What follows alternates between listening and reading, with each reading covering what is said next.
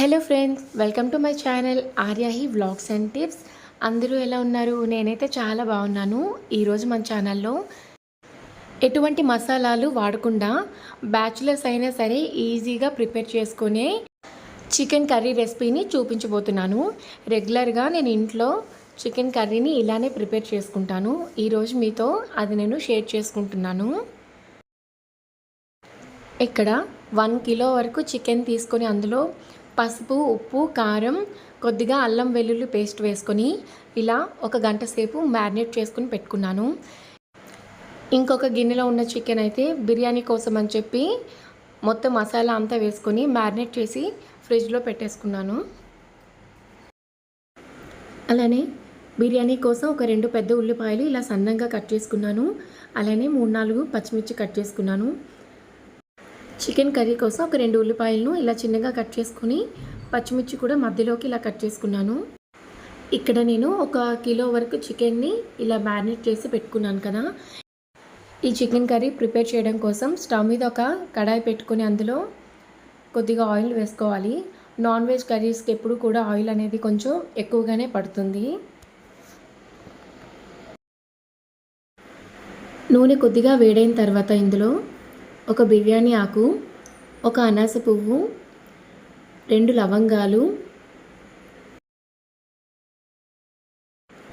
2 యాలకులు, 2 మిరియాలు వేసుకోవాలి.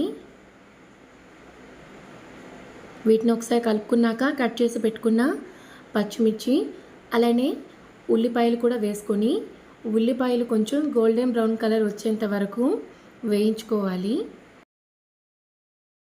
ఈ ఉల్లిపాయలు కొద్దిగా తొందరగా వేగడానికి ఒక 1/2 టీ స్పూన్ వరకు ఉప్పుని యాడ్ చేసుకోవాలి.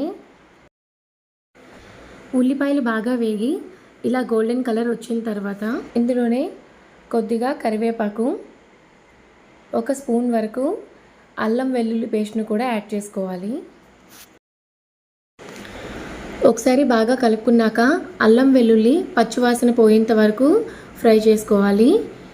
ఇందులోనే మనం ముందుగా మ్యారినేట్ చేసి ఉంచుకున్న చికెన్ని కూడా ఉంచుకొని హై ఫ్లేమ్ మీద ఒక 5 నిమిషాల పాటు చికెన్ని ఉడకనివ్వాలి. ఈ చికెన్ కర్రీని టైం ఉంటే ఇలా మ్యారినేట్ చేసి ప్రిపేర్ చేసుకోవచ్చు. లేదంటే చికెన్ వేసిన తర్వాత మనం ఇందులోనే పసుపు, ఉప్పు, కారం యాడ్ చేసుకోవచ్చు. వీటన్నిటిని ఒకసారి బాగా కలుపుకున్న తర్వాత మూత పెట్టి కుక్ చేసుకోవాలి. చికెన్ నుంచి వచ్చిన వాటర్ అంతా కూడా ఇలా పూర్తిగా ఇంకిపోయి చికెన్ అనేది బాగా మనకి కుక్ అయ్యింది. చికెన్ గ్రేవీ కోసం ఇక్కడ 1 గ్లాస్ వరకు వాటర్ని యాడ్ చేసుకుంటున్నాను. కొంతమంది టమాటాస్ని కూడా యాడ్ చేస్తారు.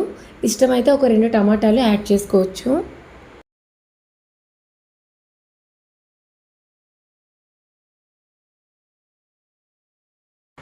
వాటర్ని యాడ్ చేసిన తర్వాత మూత పెట్టి మీడియం ఫ్లేమ్లో మరొక 5 నిమిషాల పాటు ఉడికించుకుంటే మనకి టేస్టీగా ఉండే చికెన్ కర్రీ అనేది ప్రిపేర్ అయిపోయినట్టే. చివరిగా కొత్తిమీరని చల్లుకుంటే ఎంతో టేస్టీగా ఈజీగా ప్రిపేర్ చేసుకునే చికెన్ కర్రీ అనేది రెడీ అయిపోయింది. నా దగ్గర కొత్తిమీర లేదు కాబట్టి నేనైతే యాడ్ చేయట్లేదు. ఇంతేనండి, స్పైసీ చికెన్ కర్రీ అనేది ప్రిపేర్ అయిపోయింది. నేను చికెన్ మ్యారినేట్ చేసుకున్నప్పుడే సాల్ట్, కారం అలానే మసాలా కూడా కరెక్ట్గా సరిపోయినట్టయితే యాడ్ చేసుకున్నాను. ఏదైనా తక్కువైతే కనుక మీరు తర్వాత యాడ్ చేసుకోవచ్చు. నా ఛానల్ని ఫస్ట్ టైం చూస్తున్నట్లయితే సబ్స్క్రైబ్ చేసుకొని మరిన్ని వీడియోస్ కోసం పక్కనే ఉన్న బెల్ బటన్ యాక్టివేట్ చేసుకోండి. Thank you for watching.